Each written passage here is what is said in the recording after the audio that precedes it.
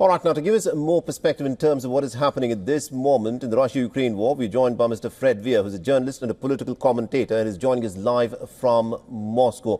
Mr. Weir, this is a sharp escalation that we are witnessing where the Ukrainians reportedly have fired these Storm Shadow and ATACMS missiles, and Russia today, this is according to reports, has fired an intercontinental ballistic missile. It's not clear as to which specific missile was used, but it's being reported that may have used the RS-26 Rubez missile. Why is it that we're looking at this sharp escalation at this moment in this war?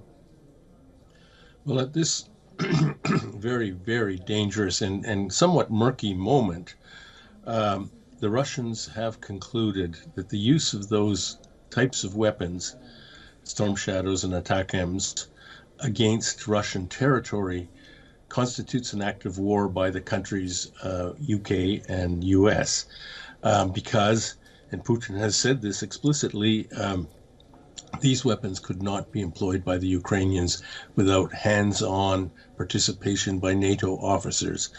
I don't know whether that's true or not, but but nobody seems to be denying it.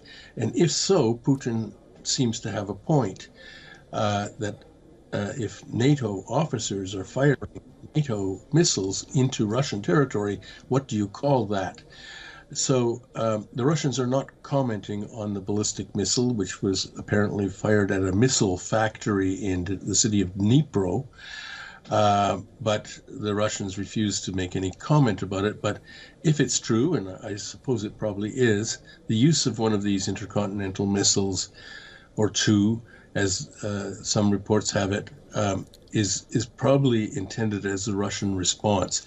They continually are warning the West that Russia is a nuclear power, a nuclear-armed superpower, and this situation, as the Russians have it, is something akin to the Cuban Missile Crisis back in 1962, when the Americans reacted with nuclear threats when the Russians stationed nuclear missiles in Cuba. They say this is a similar sort of situation, and they want urgent negotiations to stand down.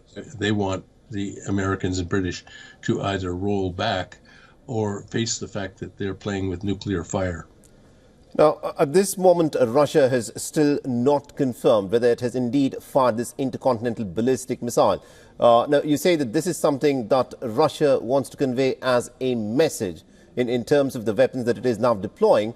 But the question is obviously this: looking at the sharp escalation that we're witnessing in the fag end of the Biden administration, do you think this Russian message is registering in the Western capitals? That I don't know. It is extremely unusual for a president whose term has run out. He's in that dead zone between the election and inauguration to take such a sweeping decision, because this puts the United States into theoretically at least a war mode with another nuclear superpower. And Joe Biden, even if he is playing with a full deck, he doesn't really have the authority. It's for the next, he's sticking this problem on the next president, and he's probably doing it deliberately just to make things worse for Donald Trump, which is one of the saddest aspects of this situation. But it may also be something that's restraining the Russians. They know it's less than 2 months to go before Trump comes in. Perhaps they don't want to escalate too much in order to create a situation that simply cannot be resolved. So perhaps that 1 or 2 ballistic missiles were just a symbolic message, and we may hope, with the emphasis on hope, that that's the end of it.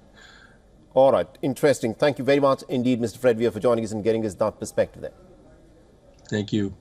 For all the latest news, download the WION app and subscribe to our YouTube channel.